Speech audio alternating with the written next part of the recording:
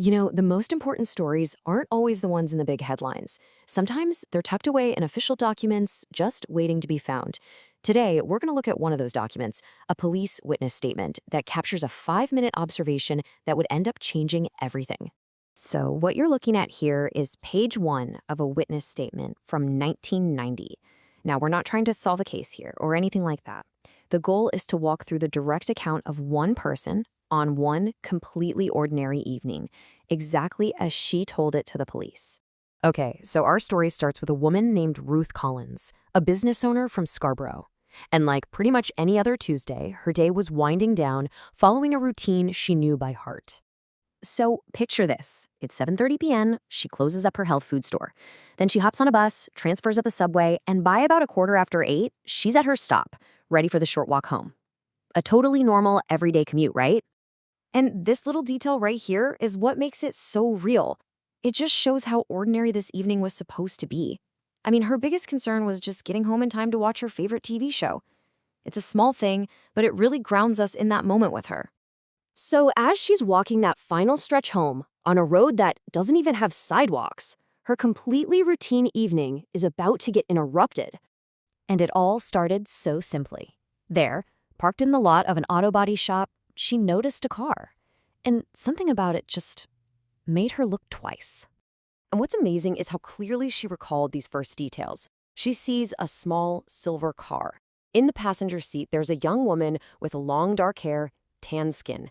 She can't really see the driver's face, but she clocks his tanned arm and dark hair and gets the impression he wasn't an old guy. These are the very first pieces of the puzzle. But this is where things start to shift. It goes from just a simple observation to something a lot more unsettling. Her attention gets pulled in by a few strange things she's seeing and hearing. First, there was a sound. It wasn't a clear noise, just this kind of ambiguous thumping that seemed to be coming from inside the car. And then that sound gets a little clearer. It's a man's voice, and it's loud. Her read on it is that he was shouting, or maybe arguing. You can feel the tension starting to build here. And then she sees something. She sees the passenger's head move forward and back really quickly, a couple of times. It's a sudden, jarring kind of movement that suggests maybe some kind of struggle. She also sees an arm around the woman's shoulder.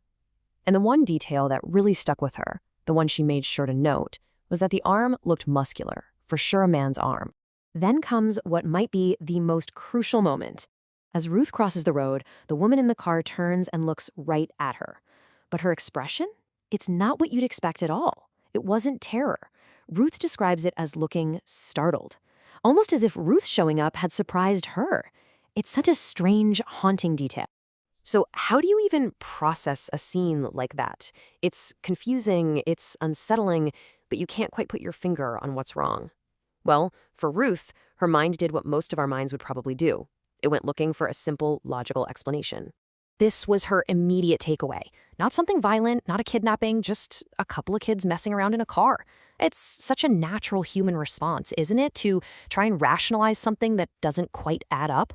It was only later when police asked her about specific things that these other little details came up. Like, were there those pink plastic fingers on the door?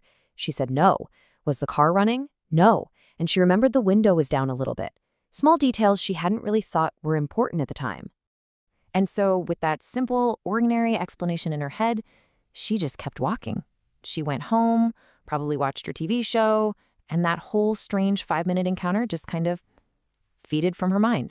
But of course, this story doesn't end there. Not even close. Because that fleeting moment, the one she'd basically already dismissed, was about to come rushing back with some truly chilling significance. So a little time passes. It wasn't the next day, but a number of days later, maybe even a week, that everything suddenly snapped into focus. She's watching the news. A picture of a car comes up on the screen, the car of a missing woman. And in that one instant, Ruth gets this jolt of recognition. She just felt it in her gut that it was the same small silver car she'd seen in that parking lot. And when the police showed her a photo of the missing woman, Elizabeth Bain, her certainty was just absolute. This isn't a guess, it's a statement of total conviction. I mean, if it wasn't her, it would have to be her twin. That's how sure she was. She didn't wait around. The second she made that connection, she picked up the phone and told them exactly what she'd seen. And just like that, a mundane walk home, a strange little observation that was almost forgotten, it transforms into a crucial piece of evidence in a massive investigation. It's such a powerful reminder that history isn't just about big events. It's made in these small, quiet moments of observation. And really, this all brings us to a final question. Ruth Collins was just one person on one walk home who just happened to pay attention for a few minutes. It really makes you wonder, doesn't it? What important moments are unfolding all around us, completely unnoticed every single day?